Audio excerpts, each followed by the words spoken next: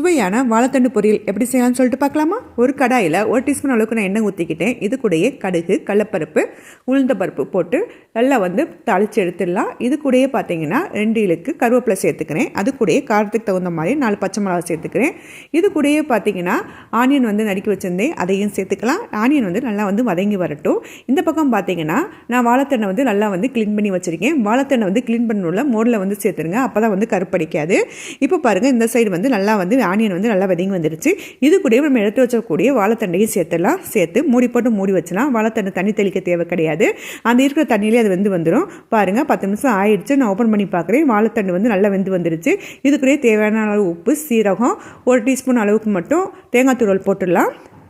போட்டு நல்லா மிக்ஸ் பண்ணிடலாம். இப்போது சூப்பரான சுவையான டேஸ்டியான வாழைத்தண்டு பொரியல் ரெடி ஆயிடுச்சு. சமைக்க தெரியாதவங்க கூட சட்டுன்னு செஞ்சிடலாம். ஓகே ஃப்ரெண்ட்ஸ், இந்த வீடியோ பிடிச்சிருந்துச்சுன்னா லைக் பண்ணுங்கள், கமெண்ட் பண்ணுங்கள், சப்ஸ்கிரைப் பண்ணிடுங்க.